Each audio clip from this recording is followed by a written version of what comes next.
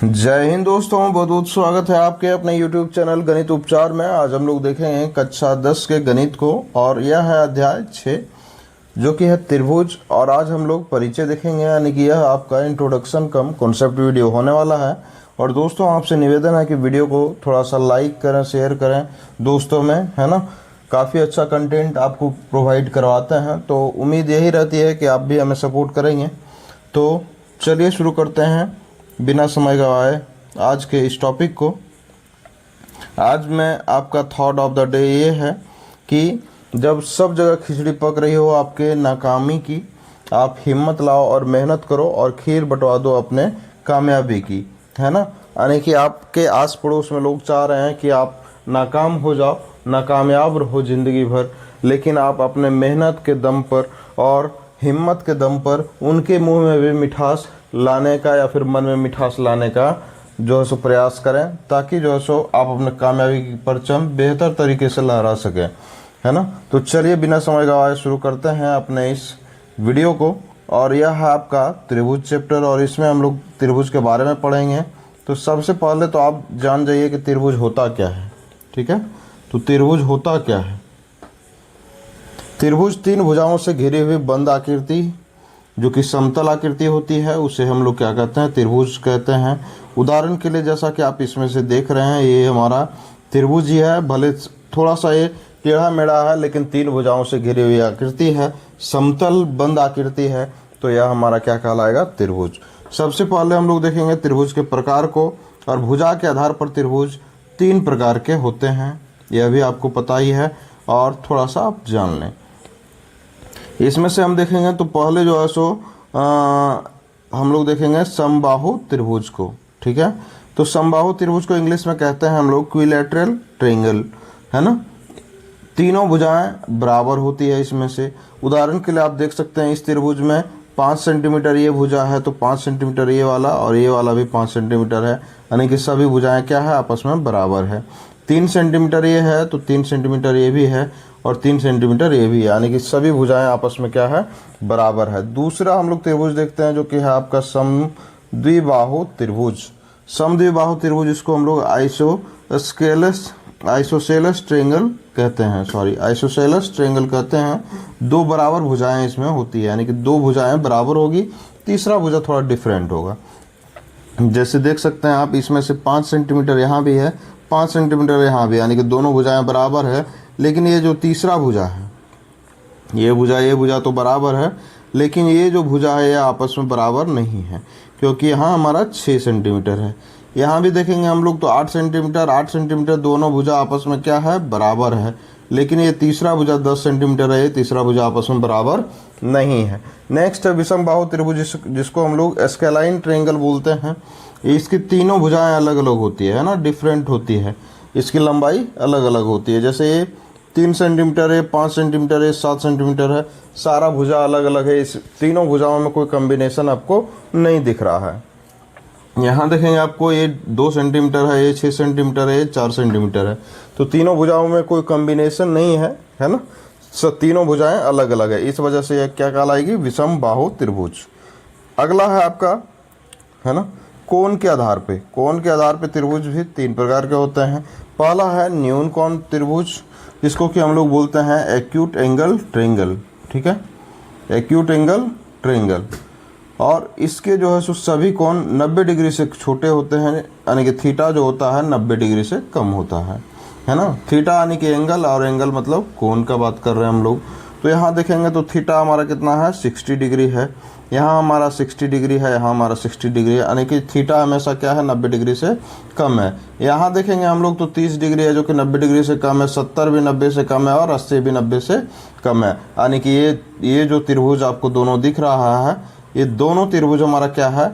न्यून कोण त्रिभुज का एग्जाम्पल है। नेक्स्ट है आपका समकोण त्रिभुज, जिसको हम लोग राइट एंगल ट्रायंगल कहते हैं। इस त्रिभुज का एक कोण ठीक 90 डिग्री के बराबर होता है, ठीक है। जैसा कि आप एग्जाम्पल में देख पा रहे हैं कि यह जो है सो एंगल आपका 90 डिग्री के बराबर है, ठीक है, यानी कि थीटा हमारा क्या होगा? 90 डिग्री के इक्वल होगा। नेक्स्ट है आपका अधिक कोण त्रिभुज, जिसको कि हम लोग कहते क्या है? ऑब्ट्यूज एंगल ट्रायंगल, ठीक है।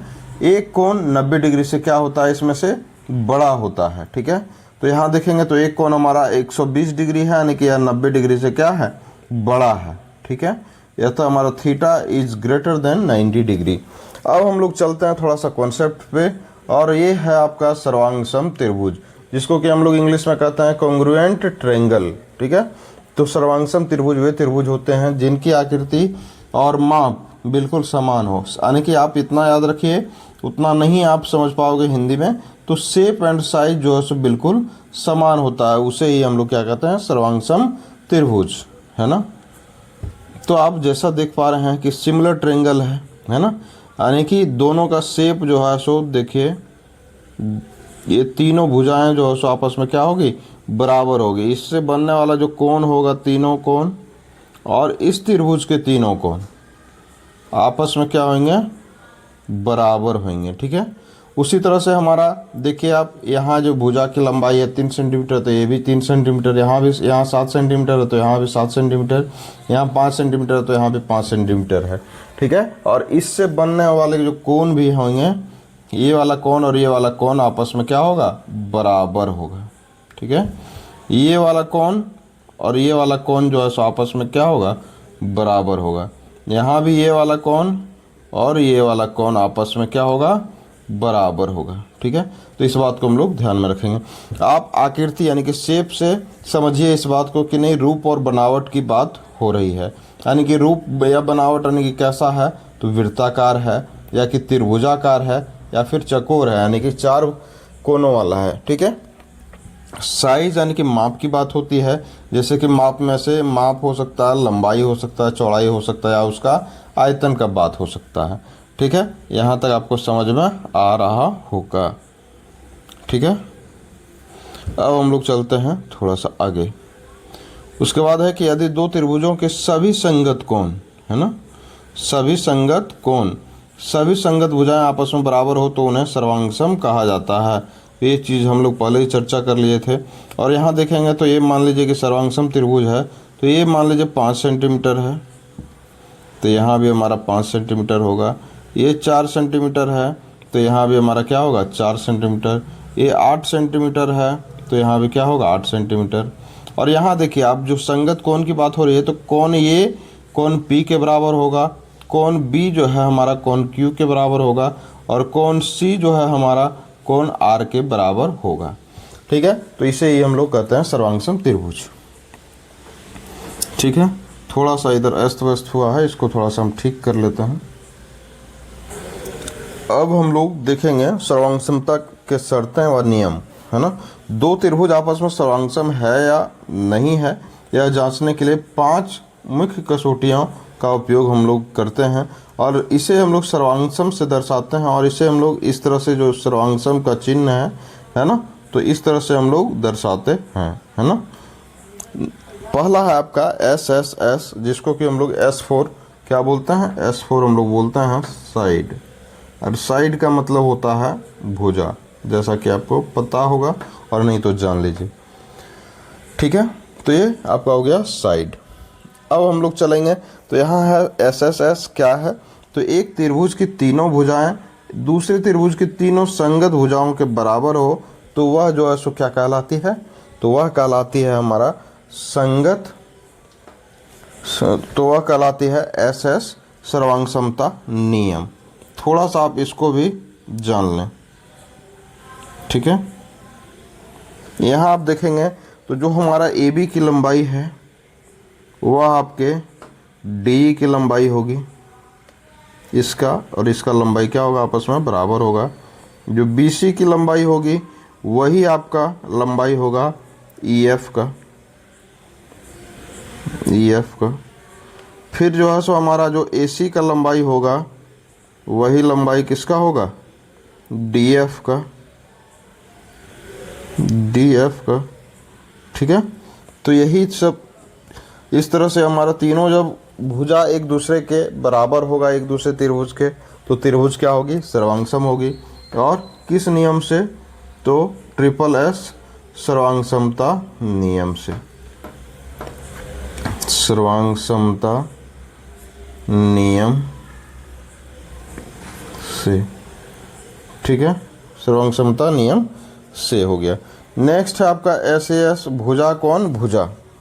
तो SAS हम लोग कहते हैं किसे हैं, तो SAS का मतलब हो गया आपका side angle side, side angle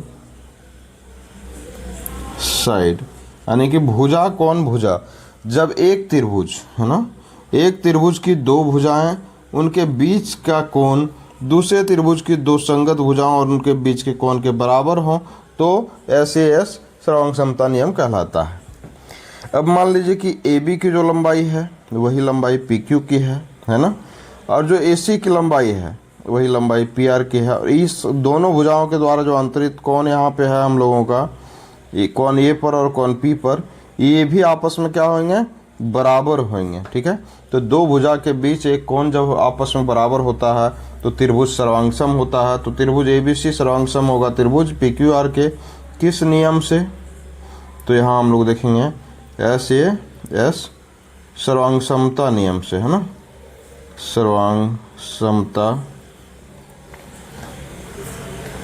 थोड़ा राइटिंग अच्छा नहीं आ रहा है क्या, सर्वांग समता नियम से, सर्वांग समता नियम से, यहाँ तक हो गया।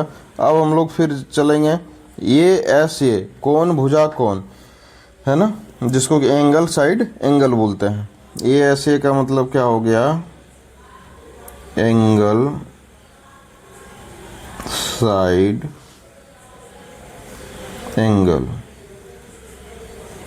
ठीक है, यहाँ देखेंगे हम लोग तो कोण भुजा कोण, जब एक त्रिभुज के दो कोण और उनकी अंतर्गत भुजा दूसरे त्रिभुज के दो संगत कोणों और उनकी अंतर्गत भुजा के समान हो।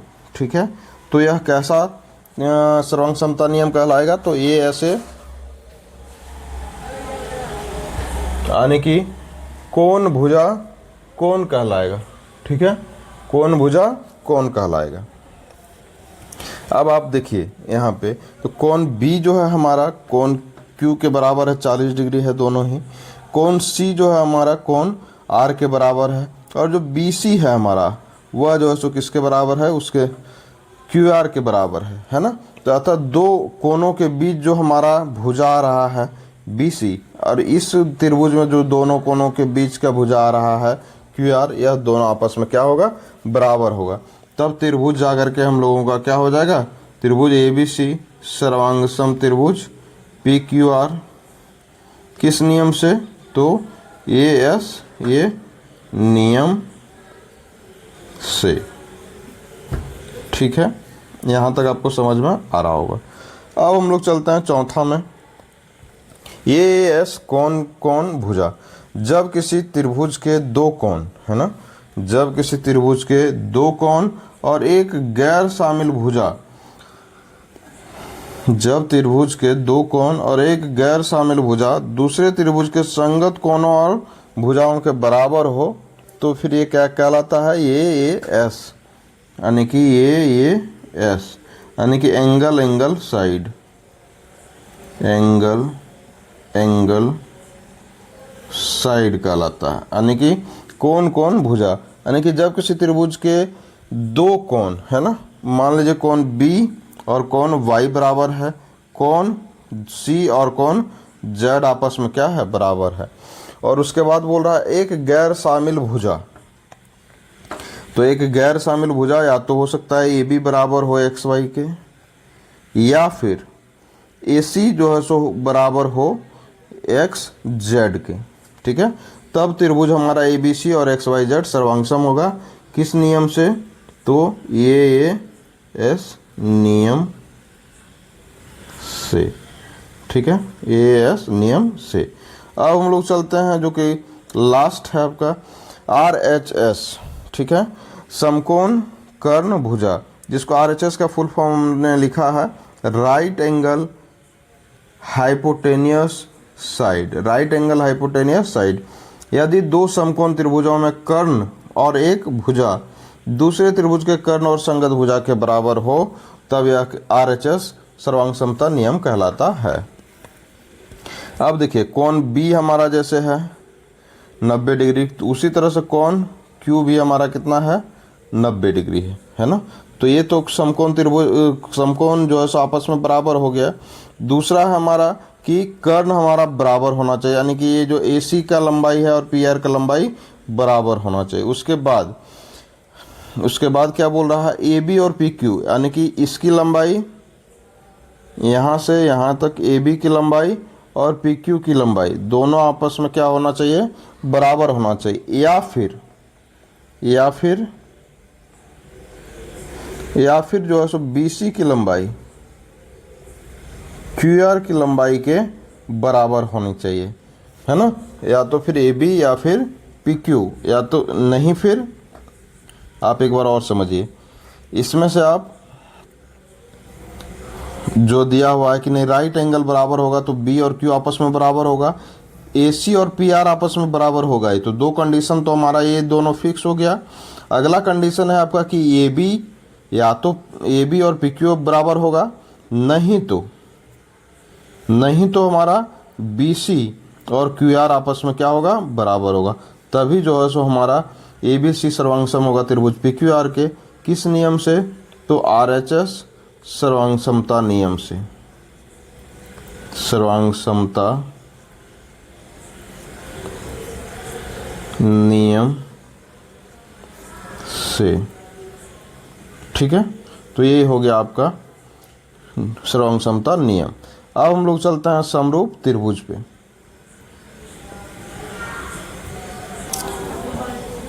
अब हम लोग देखेंगे समरूप त्रिभुज। दोनों में कंफ्यूजन होता है, सर्वांगसम और समरूप में, है ना।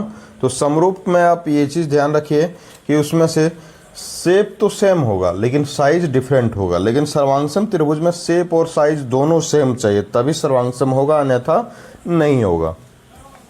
आइए देखते हैं समरूप त्रिभुज को, यानी कि इसको हम लोग कहते हैं सिमिलर ट्रायंगल। ऐसी आकृतियां हैं जिनका शेप जो है सो समान होता है लेकिन साइज जो है सो अलग अलग होता है ना। जिस तरह से आप उदाहरण में यहाँ पे नीचे भी देखेंगे, है ना। तो आइए नीचे ही देखते हैं, ज़्यादा बेहतर रहेगा। समरूप त्रिभुजों के मुख्य गुण जो है सो निम्नलिखित हैं कि संगत कोण समान होता है हमेशा, है ना। यदि दो त्रिभुज समरूप हैं तो उनके संगत कोण आपस में क्या होंगे, बराबर होंगे। संगत भुजाएं समानुपाती होता है, ठीक है। और संगत भुजाएं समानुपाती होता है। और समरूप त्रिभुजों की संगत भुजाओं का अनुपात हमेशा बराबर होता है। जैसे आप देखिए, कोण ए का जो माप है हमारा वही कोण ई का माप है, कोण बी का जो माप है वही कोण एफ का माप है, और कोण जो सी का माप है वही कोण जी का भी माप है, ठीक है। तो संगत कोण तो आपस में बराबर हो ही गया। लेकिन हो सकता है ए बी की लंबाई यदि 2 हो यहाँ, तो ई एफ का लंबाई 4 होगा, है ना। बी सी का लंबाई मान लीजिए 3 है तो यहाँ 6 होगा। यहाँ मान लीजिए 5 है तो यहाँ 10 लंबाई होगा, ठीक है। ऐसा आप समझिए कि 2 गुना होते जा रहा है, यानी कि 2 का जो ए बी की लंबाई 2 है तो ई एफ का लंबाई 4, ए सी का लंबाई 5 है ना। तो फिर इसका ई जी की लंबाई जो है सो 10 है, ठीक है। तो ये समान अनुपात में भी होगा। तो अगला देखिए आप, समान अनुपात का दूसरा एग्जाम्पल है आपका उसी तरह से। जैसे यहाँ 2 गुना 2 है ए बी का लंबाई, तो ये 4 है, यानी कि कितना गुना है, ये दोनों आपस में कितने गुना है, 2 गुना है। उसी तरह यहाँ 4 है तो यहाँ कितना है, 8 है, तो ये कितने गुना है, 2 गुना है। उसी तरह से यहाँ 12 है, यहाँ 6 है, तो ये कितना गुना है, 2 गुना है, ठीक है। तो इस बात को आप लोग भी ध्यान में रखिएगा, ठीक है। अब हम लोग चलते हैं अगले कॉन्सेप्ट पे। तो अगला कॉन्सेप्ट आपका एक थ्योरम है, बेसिक प्रोपोर्शनलिटी थ्योरम, है ना, जिसको कि हिंदी में आधारभूत समानुपातिकता प्रमेय या थेल्स प्रमेय के नाम से भी हम लोग जानते हैं, ठीक है। अब हम लोग प्रमेय के कथन को जानते हैं कि यदि किसी त्रिभुज की एक भुजा के समानांतर कोई रेखा खींची जाए तो अन्य 2 भुजाओं को अलग अलग बिंदु पर प्रतिच्छेद करे तो वह अन्य दोनों भुजाएं एक ही अनुपात में, यानी कि समान अनुपात में विभाजित हो जाती है। इसको हम लोग थोड़ा सा देखने का प्रयास करते हैं। अब इसमें से हम लोगों को दिया हुआ है, ठीक है, थोड़ा सा कलर हम लोग चेंज कर लेते हैं। तो दिया हुआ क्या है हम लोगों का कि त्रिभुज ABC दिया है, है ना, ABC त्रिभुज दिया है और इसमें दिया हुआ है कि जो D है हमारा, यहाँ D जो है सो समानांतर है किसके, तो D समानांतर है BC के, तो DE समानांतर है हमारा BC के, ये समानांतर का चिन्ह है।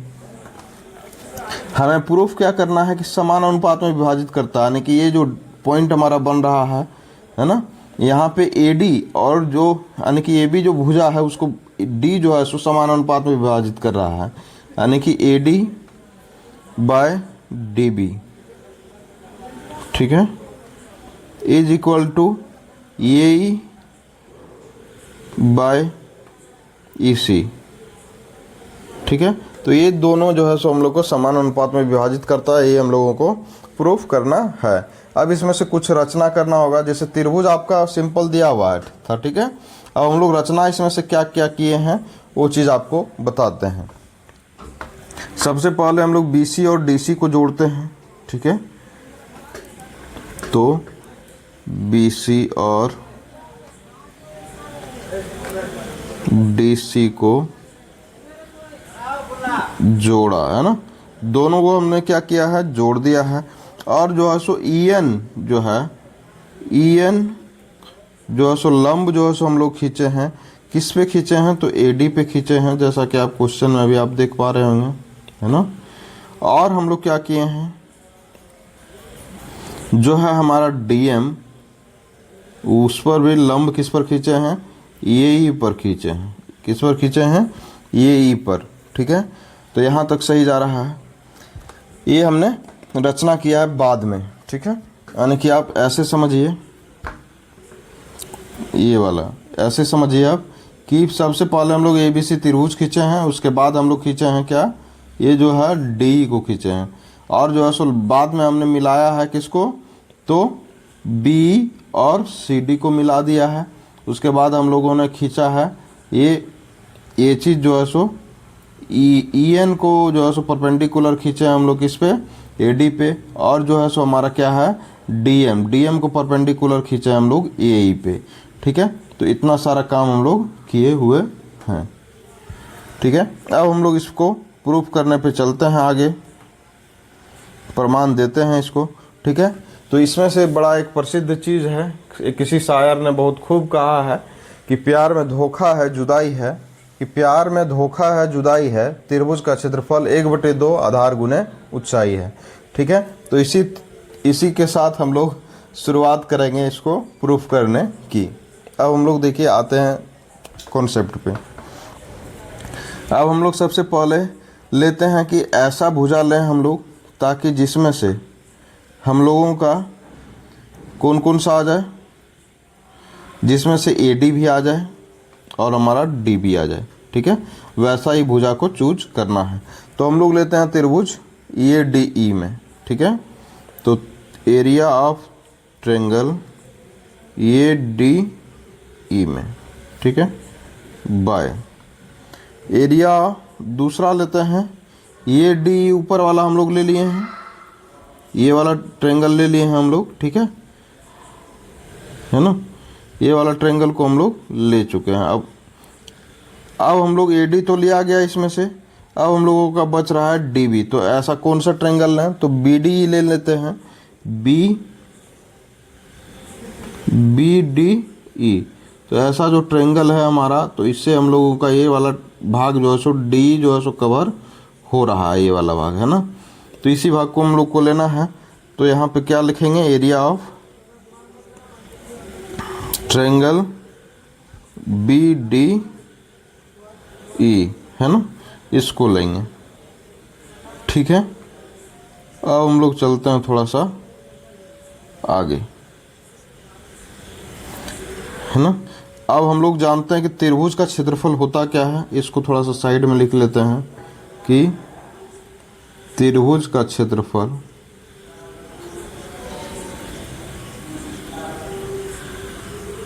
एक बटे दो आधार गुने ऊंचाई होता है, ये तो आपको पता ही है, ठीक है। तो थोड़ा सा ऐसा हम लोगों को करना होगा कि थोड़ा सा पास मास में दिखे। तो हम लोग इसको क्या कर लेते हैं, थोड़ा सा अरेंज कर लेते हैं, ठीक है।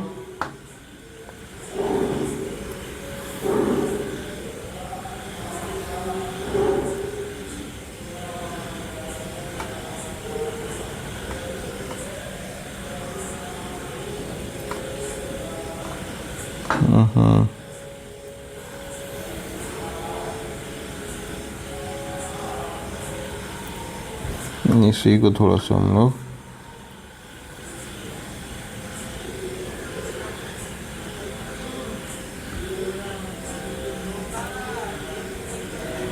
इसको थोड़ा सा हम लोग रिमूव करके अच्छे से लिख लेते हैं। ये है हमारा रचना, यानी कि कंस्ट्रक्शन है ये, ठीक है।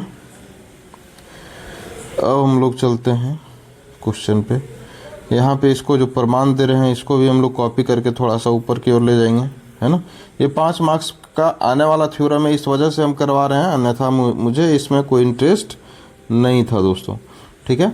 अब देखिए, अब आपको अच्छे से समझ में आएगा। यहाँ जब हम लोग लेंगे त्रिभुज ADE में, तो यहाँ आप देखेंगे तो हम लोग इसका क्या होता है क्षेत्रफल 1/2 आधार। तो आधार हम लोग क्या लेंगे, AD को आधार लेंगे, क्योंकि हमको प्रूफ करना है यहाँ पे क्या है, AD को, है ना। तो यहाँ पे लेंगे 1/2 आधार गुने ऊंचाई। तो AD पे लंब जो रहेगा वही हो जाएगा क्या, ऊंचाई। तो परपेंडिकुलर हमारा क्या है, यानी कि लंब क्या है हमारा, EN है, तो इसको हम लोग EN लिख लेंगे। बाय यहाँ त्रिभुज में लेंगे, त्रिभुज BDE में, तो हम लोग हाफ और आधार क्या लेंगे, BD को लेंगे, क्योंकि हम लोग को BD नीचे DB लाना है ना। तो इस वजह से नीचे DB लेंगे, तो DB हम लोग का क्या हो जाएगा, आधार हो जाएगा। और ऊंचाई, ऊंचाई तो हम लोग देखेंगे तो DB, तो यहाँ पे हम लोग का ऊंचाई क्या हो जाएगा, BDE ले रहे थे, तो D से परपेंडिकुलर कौन सा है, तो परपेंडिकुलर है हम लोगों का DM है, परपेंडिकुलर है ना, सॉरी 1 मिनट। अब जैसे इसमें से लेंगे BDE, तो यहाँ पे देखेंगे तो आप E जा रहा है, यानी कि EN जो है सो परपेंडिकुलर है ना, EN हमारा परपेंडिकुलर मान लेंगे। अब हम लोग क्या करते हैं, इसको कट करते हैं, ठीक है। तो यहाँ कट करेंगे ऐसे, तो यहाँ पे हाफ से हाफ कैंसिल हो जाएगा और EN से EN कैंसिल हो जाएगा। तो हम लोगों का यहाँ जो बचेगा उसको हम लोग क्या करेंगे, नोट डाउन करेंगे। तो यहाँ हम लोग का क्या बच रहा है, area of triangle, area of triangle ADE by area of triangle BDE equals to AD by DB।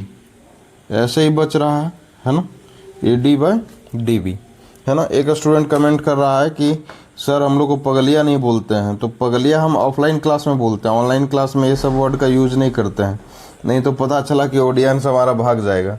तुम लोग तो नहीं भागोगी, लेकिन ऑडियंस हमारा भाग जाएगा ये सब सुन करके। तो ये इक्वेशन 1 मान लिए। अब हम लोग उसी तरह से लेते हैं, त्रिभुज तो ऊपर वाला सेम ही रहेगा, क्योंकि बेस हम लोग इस बार किसको लेने वाले हैं, इसको हम लोग बेस लेने वाले हैं, यानी कि AE को, तभी ना हमारा यहाँ पे AE आएगा, है ना।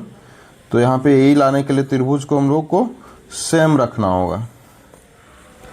तो अब हम लोग जो है सो लेते हैं area of triangle ADE by area of triangle CED को, CED को, यानी कि CED, यानी कि ये वाला भी भाग आना चाहिए, तभी ना हम प्रूफ करेंगे कि AE बाय EC भाग आना चाहिए। तो EC को आधार इस बार मान लेंगे, है ना। तो ADE में आधार यदि हम लोग देखेंगे तो हाफ, बेस इस बार क्या मानेंगे, AE को मानेंगे, है ना। तो बेस हम लोग का हो जाएगा AE इनटू ऊंचाई हम लोग का जो है सो आधार गुने ऊंचाई। तो ऊंचाई हम लोग इस बार क्या लेंगे, ऊंचाई जो है सो देखेंगे तो इस भुजा पे, AE पर भुजा पर कौन सा ऊंचाई है, कौन सा लंब पड़ रहा है, तो ये वाला लंब पड़ रहा है, यानी कि DM पड़ रहा है ना। तो यहाँ हम लोग क्या लिखेंगे, DM इंटू DM। उसी तरह से नीचे लिखेंगे CD में, तो हाफ और आधार हम लोग का क्या हो जाएगा, EC हो जाएगा। तो EC इंटू EC यदि हम लोग लेंगे CED, तो D से लंब क्या है, तो D से परपेंडिकुलर जो जाएगा हम लोग का DM, वही हो जाएगा हम लोगों का क्या, ऊंचाई। ठीक है, तो यहाँ हम लोग कट करेंगे, तो कट इस तरह से करेंगे कि हाफ से हाफ कट गया और डीएम से डीएम कट गया। ठीक है, तो यहाँ हम लोगों का बचेगा क्या, तो उसको भी नोट डाउन कर लेते हैं हम लोग। तो यहाँ पे हम लोग का बचेगा कि area of triangle A D E by area of triangle C E D, ठीक है, equals to A E by E C, A E by E C. ठीक है, यही बचेगा हम लोग का, तो इसको मान लेंगे हम लोग इक्वेशन सेकेंड। अब इसी से काम होना है, आपका काम लगभग पूरा हो चुका है। ठीक है, तो अब हम लोग थोड़ा सा आगे बढ़ते हैं। अब आप यहाँ पे देखिए, तो यहाँ हम लोग देखेंगे तो पाएंगे, क्या पाएंगे भाई, क्या पाएंगे,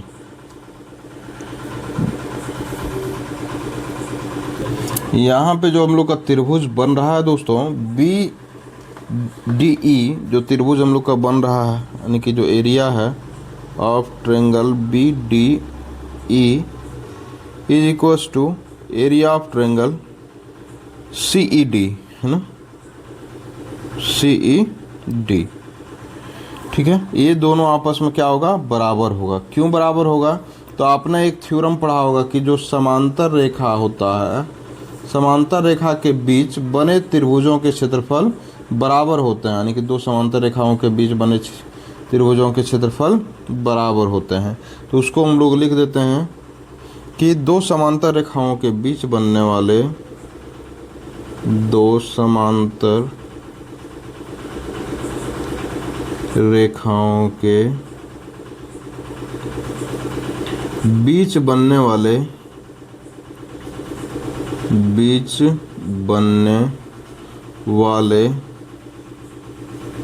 बनने वाले त्रिभुज के क्षेत्रफल बराबर होते हैं, त्रिभुज के क्षेत्रफल क्या होते हैं, बराबर होते हैं, क्षेत्रफल बराबर होते हैं। ठीक है, बराबर होते हैं। तो यहाँ तक आपको समझ में आया होगा। अब जब हम लोग का दोनों बराबर हो गया, बी डी और सी डी, तब हम लोग करते क्या हैं कि देखिए, समीकरण जो है सो, जो हम लोग का एक जो समीकरण दिया हुआ है, उसी को हम लोग क्या कर लेते हैं, कॉपी कर लेते हैं भाई। इसको कॉपी कर लिए, ठीक है, इसको यहाँ पे हम लोग क्या करते हैं, पेस्ट कर देते हैं।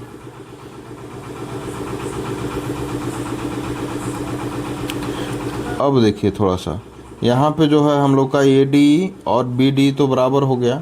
उसके बाद क्या दिया हुआ है हम लोगों का, उसको लिखते हैं बराबर। तो यहाँ जो एरिया, इसको हम लोग लिख सकते हैं, इसी को लिख सकते हैं यहाँ पे, area of triangle A D ई जो है सो, और बी डी हमारा किसके बराबर है, सी ई डी के। तो इसको हम लोग तीसरा जो सो समीकरण मान लेंगे। ठीक है, इसको हम लोग मान लेंगे, इसको तीसरा समीकरण ऊपर वाले को मानेंगे।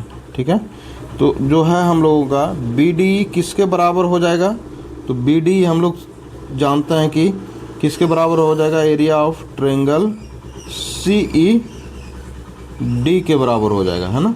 और ये किससे हो रहा है, समीकरण 3 से हो रहा है। ठीक है, समीकरण 3 में देखिए आपका दिया हुआ है ना कि B D C E D बराबर है, तो बी डी के जगह हम लोग सी ई डी रख दिए हैं, तो कोई आपत्ति आपको नहीं होना चाहिए। ठीक है, यहाँ तक आप लोग समझ गए होंगे। अब इसको थोड़ा सा रिमूव करते हैं हम लोग।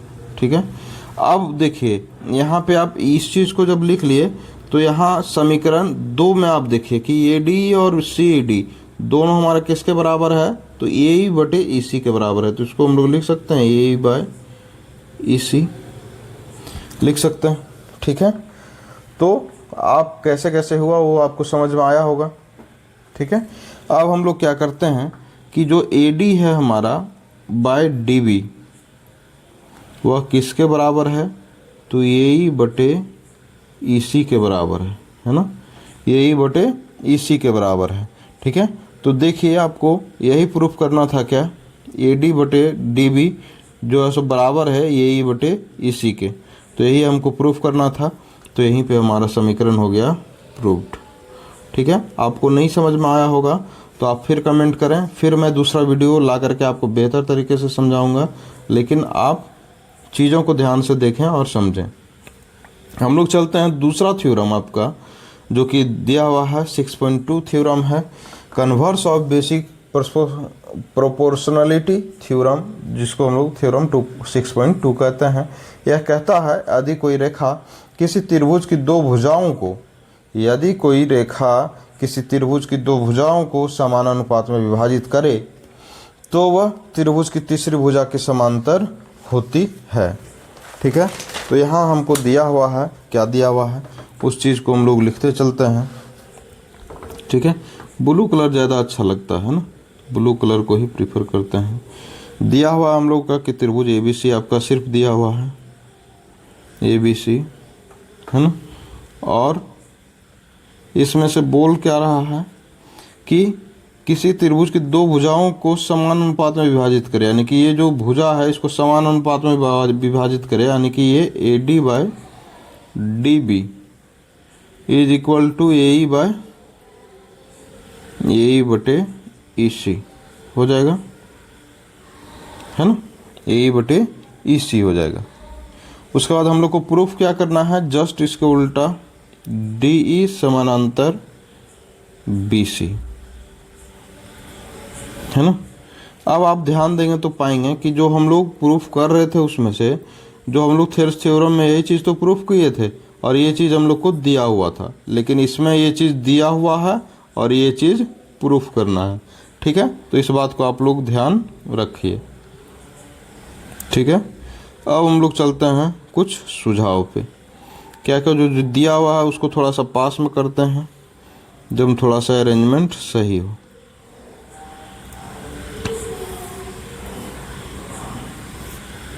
अब हम लोग रचना क्या करेंगे, एक ही रचना है ही छोटा सा, तो इसको हम लोग रचना कर लेंगे, फिर हम लोग आगे बढ़ेंगे। ठीक है, अब हम लोग रचना क्या करते हैं, रचना यही करेंगे कि DF समानांतर खींच देते हैं BC का, जो ये DF है हम लोगों का, ये किसके समानांतर हो जाएगा, BC के समानांतर हो जाएगा। ठीक है, तो इसको हम लोग खींचे हैं, रचना किए हैं। ठीक है, तो DF जो है हमारा समानांतर है BC के, यही हम लोग का रचना हुआ है।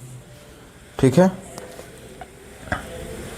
अब आप ध्यान देंगे तो पाएंगे कि इसको एज्यूम करेंगे कि D जो है सो पैरेलल नहीं है BC का, तो मानते हैं कि माना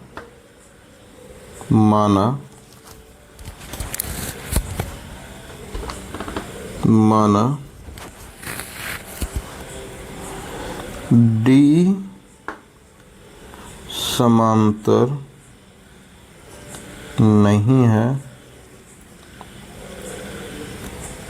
BC के। ठीक है, इस बात को हम लोग मान लेते हैं। अब देखते हैं त्रिभुज ABC में, त्रिभुज ABC में, है ना, और इसमें से दिया हुआ है आपका क्वेश्चन में ही कि जो हम लोग रचना किए हैं कि DF समानांतर BC है, तो ये भी चीज़ हम लोगों का दिया हुआ है कि DF जो है समानांतर है किसके, BC के। ठीक है, अब देखिए यहाँ पे आप देखेंगे तो पाएंगे कि त्रिभुज में हम लोगों का जो नियम होता है थेल्स पर में, जो हम लोग पढ़े थे बेसिक प्रोपोर्शनलिटी थ्योरम, है ना, BPT थ्योरम जिसको थेल्स थ्योरम कहते हैं। ठीक है, तो उसमें हम लोग देखे थे कि जो भुजा होता है यानी कि AD और जो DB का अनुपात होगा, वही अनुपात किसका होगा, EF और FC का, क्योंकि समानांतर तो वही है, DF ही समानांतर है ना, तो उसी के अकॉर्डिंग जो है सो हम लोग को अनुपात लेना होगा इस AF बटे में FC। ठीक है, उसी के अकॉर्डिंग अनुपात लेना होगा। यहाँ तक हम लोग ले लिए हैं और समझ में भी आ चुका है आपको। तो ये किस नियम से आया है, तो BPT थ्योरम से, थ्योरम से, है ना। तो ये बीपीटी थ्योरम से आया है। अब हम लोग चलते हैं कि दिया हुआ आपका एडी बटे डीबी और वह किसके बराबर है, ए बटे ईसी के। यह आपका दिया हुआ ही है ना, यह आपका क्वेश्चन में ही दिया हुआ है, ठीक है। तो यह हम लोग इसको तो फर्स्ट वाले को इसको समीकरण 1 मानेंगे, इसको समीकरण 2 मानेंगे, ठीक है। तो बाय 1 एंड 2, तो समीकरण 1 एवं 2 से, ठीक है, दोनों से देखते हैं। तो यहाँ आप पाएंगे कि जो हमारा ए डी बटे डी बी है ना, ऐसे देखिए ए डी बटे डी बी और ए डी बटे डी बी दोनों बराबर है, तो दोनों आपस में बराबर है, तो ये और ये भी आपस में क्या होगा, बराबर होगा, ठीक है। तो यहाँ पे हम लोगों का क्या हो जाएगा, ए एफ बटे F C is equal to A E बटे ई सी, ये दोनों क्या हो जाएगा, आपस में बराबर हो जाएगा। बस थ्योरम का लास्ट है ना। अब हम लोग दोनों तरफ क्या करते हैं, 1 1 को ऐड करते हैं। तो ए एफ बटे F C plus 1 is equal to A E बटे ई सी प्लस 1, है ना। अब दोनों को हम लोग को क्या करते हैं, देखिए अब दोनों में हम लोग इसमें से एलसीएम क्या आ जाएगा, एफ सी एलसीएम आ जाएगा, तो ये एफ आ जाएगा और एलसीएम लेंगे तो एफ सी 1 से मल्टीप्लाई हो जाएगा, तो एफ सी यहाँ आ जाएगा। यहाँ हम लोग का एलसीएम क्या आएगा, तो ई सी आएगा, और यहाँ पे हम लोग का क्या आएगा, ए और 1 से मल्टीप्लाई हो जाएगा ई सी, तो ई सी। अब आप ध्यान दीजिए कि ए एफ और एफ सी दोनों को जोड़ेंगे तो ए एफ और एफ सी दोनों को जोड़ेंगे तो ए सी के बराबर है कि नहीं है, तो यह जो है सो किसके बराबर हो जाएगा हम लोगों का, ए सी के बराबर हो जाएगा, ए सी के बराबर हो जाएगा बाय, नीचे में हमारा एफ सी है तो एफ सी को रहने देंगे। अब देखिए ए ई और ई सी किसके बराबर होगा, है ना, ए ई और ई सी किसके बराबर होगा, तो ए ई और यहाँ से फिर ई सी, तो यह भी हमारा ए सी के बराबर है कि नहीं है, तो यह भी हमारा किसके बराबर है, ए सी के बराबर है, और यहाँ क्या आएगा हम लोग का ई सी। अब दोनों तरफ हम लोगों का क्या आया है, दोनों तरफ आया हम लोगों का ए सी और ए सी, तो ए सी से ए सी कट जाएगा कि नहीं कट जाएगा। अब दोनों कैंचिया गुना होगा तो ये क्या हो जाएगा, E C is equal to F C, होगा कि नहीं होगा, होगा। नहीं तो आप ऐसे समझ लीजिए कि यहाँ हमारा क्या बचा, 1 by F C is equal to 1 by E C, यहाँ पे आया है। अब दोनों कैंचिया गुना होगा तो ये हमारा किसके बराबर हो जाएगा, कि ई सी बराबर हो जाएगा एफ सी के, और यह दोनों हमारा कब संभव है, यहाँ बोल रहा है कि ई सी और एफ सी दोनों बराबर है, तो ई सी और एफ सी यानी कि यहाँ से समझिए कि ई सी ये जो लंबाई है और ये जो लंबाई है दोनों आपस में बराबर है, लेकिन लग तो नहीं रहा है, लेकिन जब यहाँ बराबर शो कर रहा है तो हो सकता है दोनों बिंदु यहीं पर हो और दोनों एक दूसरे के ऊपर हो, यहीं पर एफ भी हो और यहीं पर ई भी हो, ठीक है। तो ऐसा होने की संभावना बनता है, ठीक है। यहाँ पे हमारा क्या था, ई था। अब हम लोग आते हैं क्वेश्चन पे, ठीक है। तब हम लोग का यतः एफ और ये अलग अलग बिंदु नहीं एक ही बिंदु है ना, यतः एफ और ई अलग अलग बिंदु नहीं, अलग अलग बिंदु नहीं, एक ही बिंदु है, एक ही बिंदु है, ठीक है। इससे तो यही प्रमाणित हो रहा है, ठीक है। ये अतः जो है सो हमारा जो डी ई है, जब एक ही बिंदु है डी एफ को हम लोग समानांतर मान के चल रहे थे, तो डी एफ और एफ सी दोनों हम लोग का क्या हो गया, बराबर हो गया। डी एफ ये जो हो गया और ये हो गया आपस में बराबर, यानी कि एक दूसरे के ऊपर में लदा हुआ रहेगा। तो जब लदा हुआ रहेगा तो डी एफ जो समानांतर था वह समानांतर क्या हो जाएगा, डी समानांतर हो जाएगा। किसके समानांतर हो जाएगा, बी सी के। क्यों हो जाएगा, क्योंकि एफ की जगह ई ने ली है, ई ने ले ली, तो इस वजह से क्या हो जाएगा, समानांतर हो जाएगा। तो यही हम लोगों को क्या करना था, प्रूफ करना था। तो यह हम लोगों का क्या हो गया, प्रूव्ड हो गया। इसको थोड़ा सा हम अरेंज कर दें, तो इसको यहाँ पे रख देंगे। यही हम लोगों को प्रूफ करना था। ठीक है, तो आई होप, लगता है कि यहीं पे वीडियो हमारा समाप्त हो जा रहा है। दोस्तों, हमारे वीडियो से जुड़ने के लिए, हमारे चैनल से जुड़ने के लिए आपका तहे दिल से धन्यवाद। आपने इतना समय दिया और इतना हमें समझा, इसके लिए बहुत बहुत धन्यवाद। आपको हर संभव मदद करने का प्रयास करेंगे जब तक कि आपका बोर्ड एग्ज़ाम अच्छे से ना हो जाए। धन्यवाद।